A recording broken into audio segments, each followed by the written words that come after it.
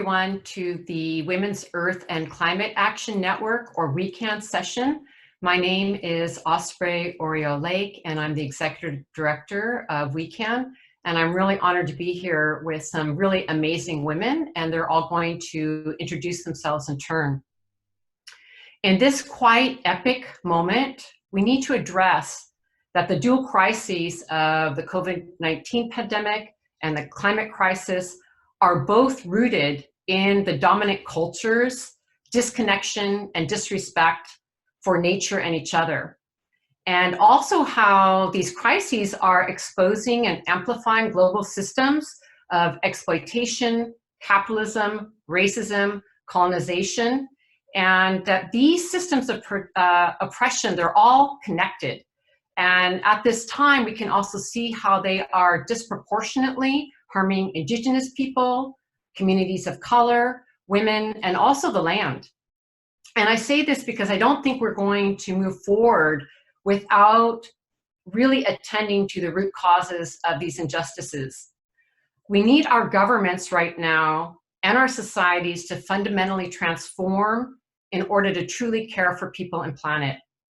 And for this, we need really a variety of solutions that are appropriate to place, people, culture, and the landscape.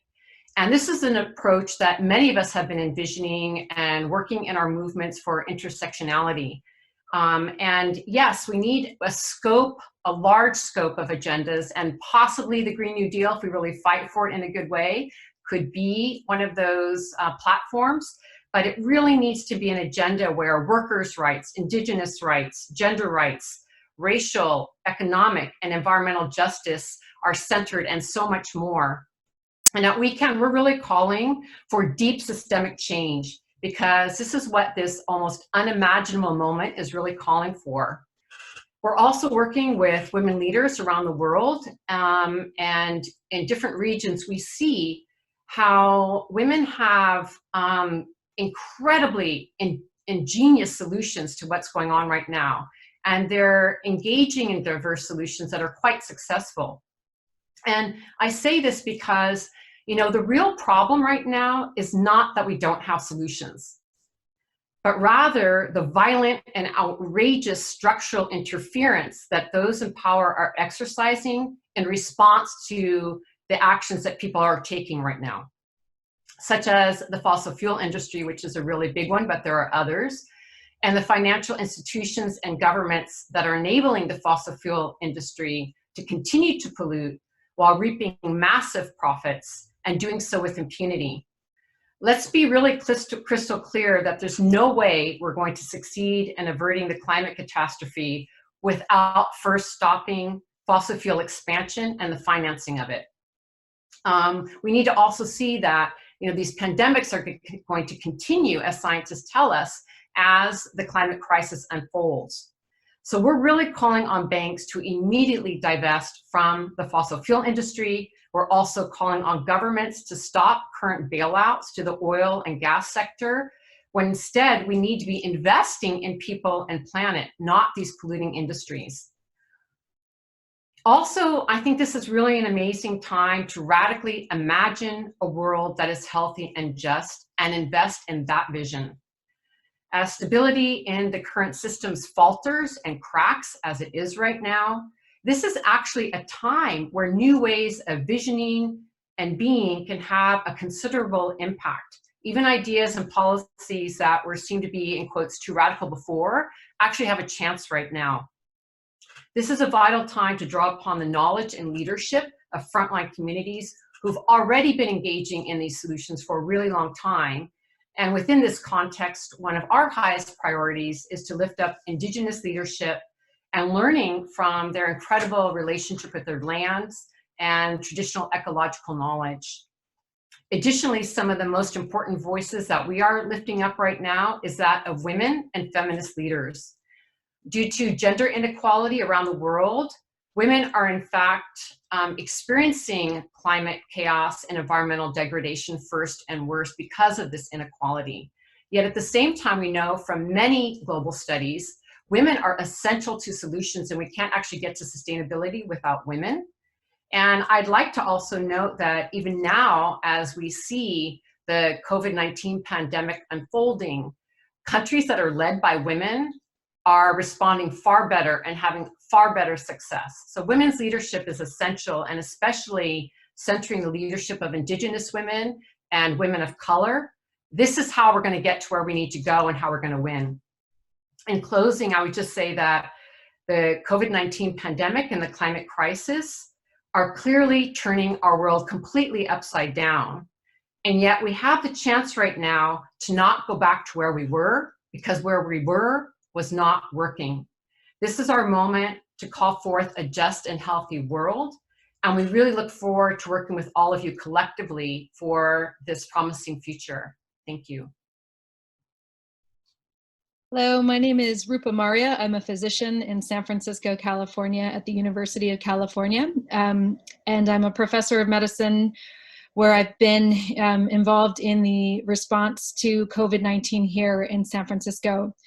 COVID-19, this pandemic, is exposing our vulnerabilities embedded in the systems created by colonialism. These same systems are the same systems that have pushed us to where we are here at this moment with climate change. These fracture lines that have been exposed right now by COVID-19 are exactly how we've been divided and conquered through systems of colonialism. Divided and conquered from each other, divided and conquered from Indigenous people, divided and conquered from our relationship to other animals and other beings like the water, divided and conquered from the earth. And it is these divisions that are creating such great suffering in the world, and will create more suffering until we realign ourselves properly. And that realignment is a call to decolonize. I want to just share a slide which explains this, which demonstrates this better than I can. Here we go, in words. So as we see here, this system of colonialism has been really created these structures of supremacy that Osprey was just talking about. White supremacy, male supremacy, human supremacy, and even religious supremacy, such as Christian or Hindu supremacy, which we're seeing right now in different nations. But all of these systems of supremacy, where we have lost our way in understanding how our relationships to each other are crucial, relationships of equity are crucial. All of these dysfunctional relationships of supremacy lead in the end to trauma, and as an outcome, inflammation. And what we're seeing right now in our diseases, even in the expression of how COVID manifests in the body, is profound and overwhelming inflammation. We're seeing inflammation of our planet with rising temperatures and forest fires. We're seeing inflammation in our bodies. We're seeing inflammation in our societies as our relationships to each other fracture. So what I'm calling on right now is really a chance to decolonize, to create a system, a global system of care that supplants the systems of supremacy that we have been living under for the last several hundred years. A global system of care where we realign ourselves in proper relationship to Indigenous people, where we give them the honor and respect that they deserve for stewarding the world's biodiversity at the levels that they do. We need to lead by following their example. There is no other way that we are going to be able to arrive in a healthy balance in ourselves or in our communities or on our planet without doing that. And what we've seen so excitingly in this time of real stress as a frontline provider is that this system doesn't care if you're a doctor or a nurse. It doesn't care if you're a janitor. It doesn't care what color you are. We have physicians at my hospital who don't feel supported wearing the protection they feel necessary to take care of these people without getting infected. We're seeing doctors and nurses dying around the world because they don't have adequate care. They don't have adequate protection. We're seeing nurses in trash bags. We're seeing this just blatant disregard of human life, and no one is safe from that. And so I ask that we consider on May 1st a global general strike until we get what we want, until we get a just transition, until we get a plan for a Green New Deal all over the world that's led by Indigenous people and their wisdom, until we get medical care for all in systems like we have here in the United States, which has for too long financially oppressed the people with the idea of healthcare, which is false. More people who go into medical bankruptcy in the United States, about 60% of them have private health insurance. It is a farce. We no longer need to be putting our resources into these industries and corporations that leave the people out and the workers who create the engine of our society out of the picture. So what we've seen in the last few weeks is that our collective power, when we withhold our work, the stock market falls. We see this. It threatens people in power. How can we create new economies together? How can we shore up our food and medicine, the primacy of our food and medicine and shelter in our own communities? How can we decolonize power structures and relationships to work together as workers around the world and people and communities who need to be uplifted? How do we find new ways of relating to each other that can dismantle those structures that have really forced us in improper relationship that's driving inflammation? So I'm calling on everyone to consider a general strike around the world to withhold our work until we have our demands met. And I'm calling on us all to imagine a culture of care being the culture that is the dominant culture from here on out. Thank you so much for inviting me to speak with all of you wonderful women. So, hello, my name is Jackie Patterson. I am the Senior Director of the Environmental and Climate Justice Program at the NAACP. And so, as we all know, and as Rupa shared and Osprey as well, the same systemic inequities that make certain populations differentially vulnerable to various impacts from COVID-19 are the systemic underpinnings that comprise the root causes driving environmental injustice and climate change. Whether it's racism, xenophobia, sexism, they all combine with poverty, housing insecurity, racial profiling, differential access to healthcare, under-resourced education, privatized criminal justice systems, and disproportionate exposure to the pollution that attacks the lungs, rendering different communities even more vulnerable to COVID-19 that also targets the lungs. These are all critical commonalities that are shared by COVID-19 and climate change. Then we have the government responses that prioritize protecting the profits of big corporations while comparatively neglecting to advance a response at the scale and depth that truly upholds the well-being of people. As we talked about in the NAACP Fossil Fueled Foolery Report, the tie between corporate interests and our policymakers and policies are far too enmeshed. All of this combines to ensure that Black, Indigenous, and other communities are facing the harshest fallout of the direct impacts of COVID-19, just as we in the environmental and climate justice community saw with Hurricane Katrina, the BP oil drilling disaster, and beyond. In each and every one of these disasters, including the COVID-19 pandemic, women face violence in the aftermath and also are more likely to suffer long-term displacement. In each of these circumstances, there was Black women, Latino women, Indigenous women, migrant women who experienced double jeopardy as both race and gender proved to be liabilities in this capitalist economy. Time and time again, we've seen how structural inequities lead to inequities in health and well-being. If we're not careful, to the extent that there are people-focused responses, as we've also seen in the past, responses lacking nuances can actually deepen the inequities for some. Not only will these efforts fail to meet the FEMA standard of making households whole post-disaster, but recovery efforts can actually set people back to a condition worse than their pre-pandemic baseline. For example, when defining essential services without an equity analysis, the determination always begs the question of essential for whom. So blanket policies to shut down services mean that fragile families with young children don't have access to social services, that women don't have access to reproductive health services or shelter from domestic violence. People aren't being treated for chronic illnesses that leave them most vulnerable to fatality from COVID-19, conditions that are disproportionately prevalent in our communities.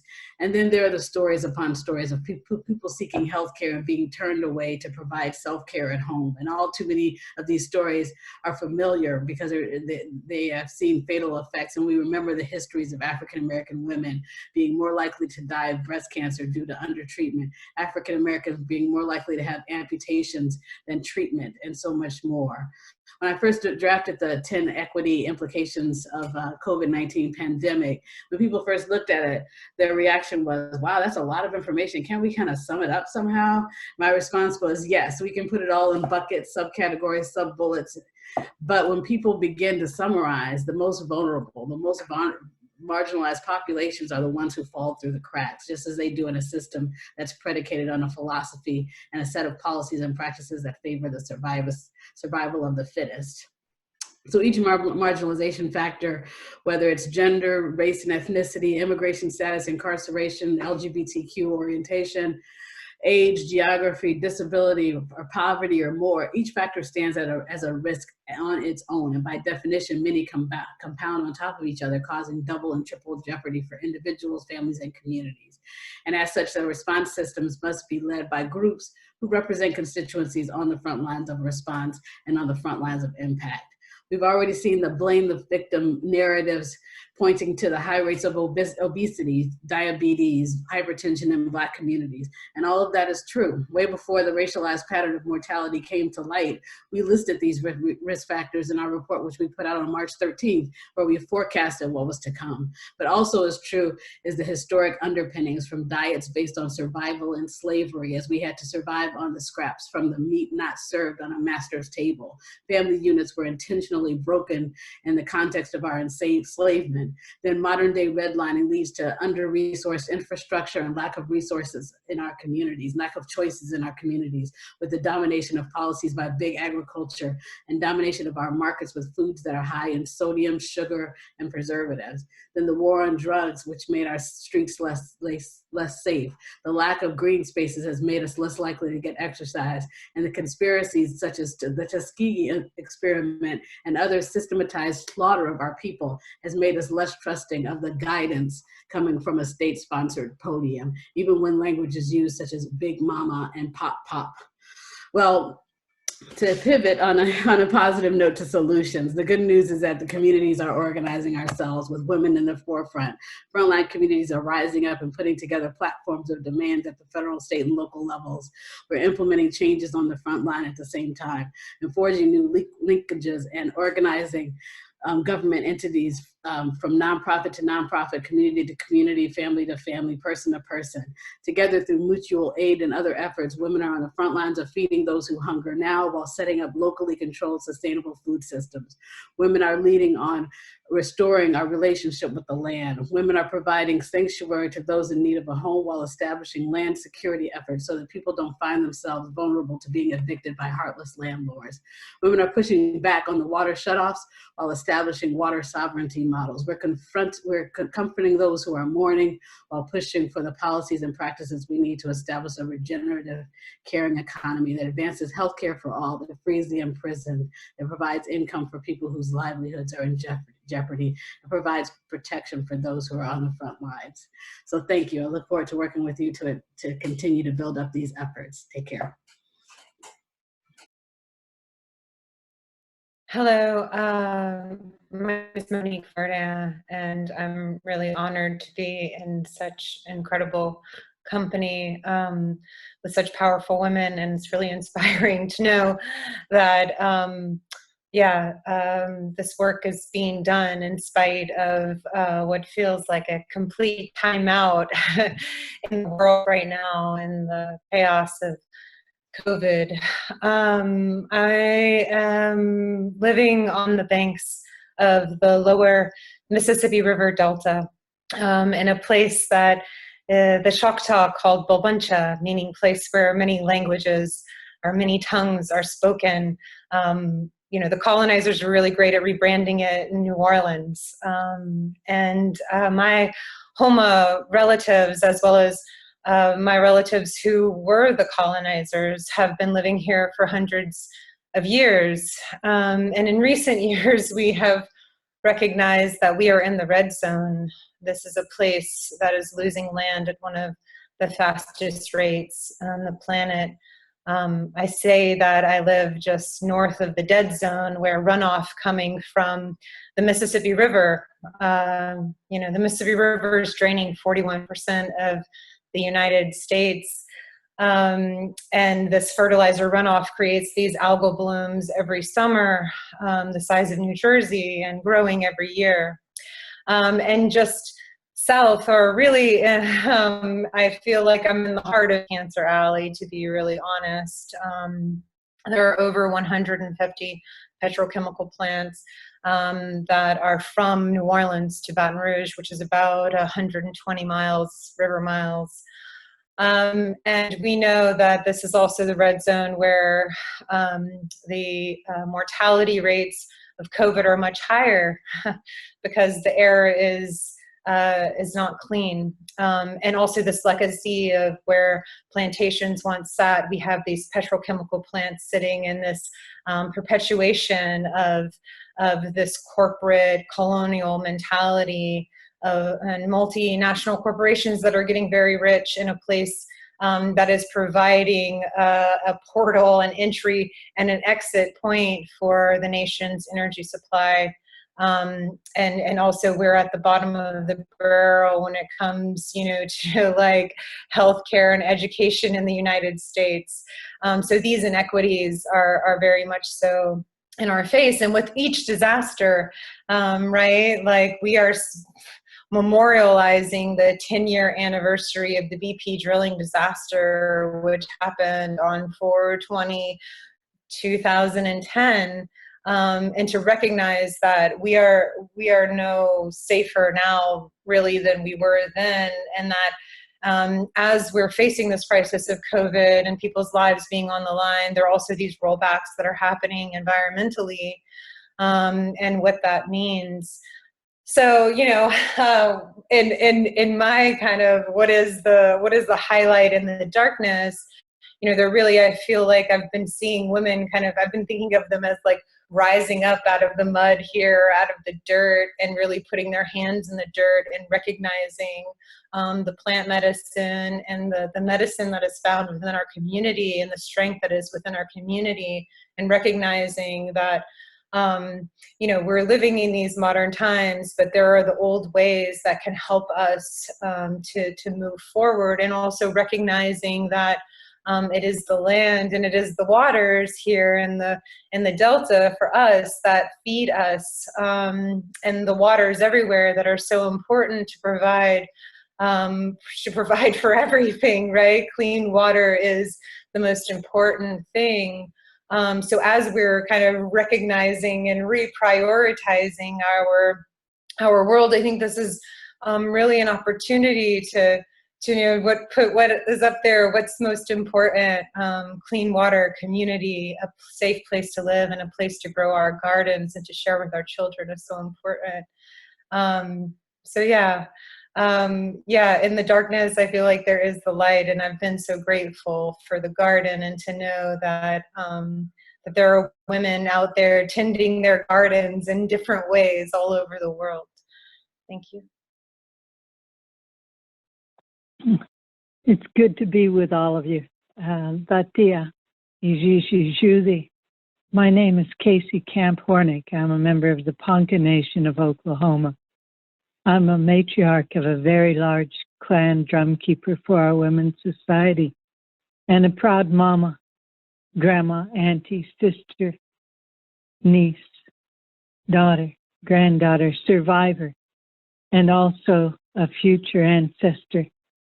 Coming to you today with the Women's Earth and Climate Action Network has been a very powerful thing. Listening to the women who have talked before me gave me a great depth of understanding and a very deep feeling of gratitude that there are women who really are understanding where we are in this moment and how we're going to go forward at the same time. Because going forward is something that we all have to recognize is part of the lesson that we're learning now. I find myself understanding why my people never had a word for time, a clock, or anything like that, because it's all very fluid in this moment that we're living in. I see people forgetting to notice what time it is, what day it is, but instead noticing what is real and what is viable in the way that we're going to be going forward. Is the sun shining today? Did the Father Sun rise and give us this day? Is the water flowing in a clear and good way? I live with a creek around me, and I hear her singing all the time. And she talks about the things that need to be taken care of in this period of time. Are the deer and the fish living in a healthy way? Is the air, the Father Sky, being very strong? And the fact is that as we are in this moment where we're sitting at home, as we're supposed to do on a regular basis, learning from our children, being part of the natural law that's living all around us, whether there's a little virus going through humans or not, the birds are singing, the fish are swimming. The earth is purifying herself in a powerful way. The skies are clearing up. And it's teaching us that our mother, the earth, our father, the sky, is going to be very quick in its healing. Whether humans participate or don't participate is something that we have to learn. What is our new participation going to be? It has to be in the manner in which it used to be. So when we talk about a Green New Deal, that really is a very old deal that humans entered into with all different forms of life because of, we've said it so many times, we are not protecting nature. We are nature protecting itself. And we have to all come to that understanding in the very deepest part of us. I woke up at 3:30 a few nights ago to look at the moon as she had 3 stars, Mercury and Jupiter and Saturn, trailing off the crescent of her. And what I understood at that time is that I need to fast on Earth Day, and that every day is Earth Day to us. And if we need to choose a day for all of us to come together, April 22nd's all right. I like it okay. But I looked around and I thought of all of those without food. I saw a woman who stood in line in the New Orleans area, in her car actually, not standing, but she waited 18 hours for food from a food bank because that's what was available for her. And she did that. So I'm going along with the idea of a strike on May 1st. I think it's a beautiful idea. But I would also encourage us to begin a fast. Earth Day is a good day for me to begin that fast. And I'm taking vows for a 4-day fast in order for there to be food for others. That's the way we have been taught. That's how we sacrifice during our sacred moments at our Sundance. And I'm going to ask you all, if health permits, for you to fast as well. Let this be a rolling fast where we each choose a time and we allow ourselves, our bodies, to understand what hunger is, to understand even what thirst is in a very good way, and to go without food so others may have. The way we were taught is that our children would always eat if we sometimes fasted. And so I will be doing a 4-day fast from Earth Day for the next 4 days. And that happens to be a new moon as well. We're re-experiencing also matriarchy, although maybe that other society doesn't understand it. When we're spending our time at home and we're teaching our children the true values of what is going to be their future, then we're spending the time in the way that we should have always done. And we're teaching them about what has been a system of looking at things as resources when in fact we should be taking that re off of there. These are sources of life that we're talking about: the sacred water, the sacred air, the sacred plant life, the sacred animals. All of those things are part of a system of life that has been in place since humans have been in place. Gardening is an old, wonderful way that we all lived before. And I think that we need to understand that water itself is within our human body as well as the body of all. And that we need to talk to that water and thank the water, not as an external force, as so many of us do, when we can just go to a faucet and turn it on, but as an internal blessing that connects all life everywhere. And that we should, I was actually understanding when the KXL got a ruling against it about the water crossings, that judge has water living within his body, that those that are defiling the medicine line up there between Canada and the United States and bringing pipelines across have water inside them too, and that they are endangering all of life by going across that line with a pipeline. We need to understand activism right now. How do we enact it in this time of social media? I'm just learning how to do this thing right now, and everyone's helping me. But it's connecting us with the divestment group. It's connecting us with those that are saying we cannot allow Liberty Mutual to go ahead and continue to be the insurers of a pipeline that is destined to either help human beings become extinct or the fossil fuel companies becoming extinct, because they're in a position now. We've got to recognize that in terms of their money, their ways, that they are paying more in the retail fashion than they are wholesale. That's phenomenal. Places are shutting down that need to. Solar power, wind power, gardens, family first. Quit driving. Those are things that we have to be able to see work right now. That means they'll work in the future. Fasting so others can have.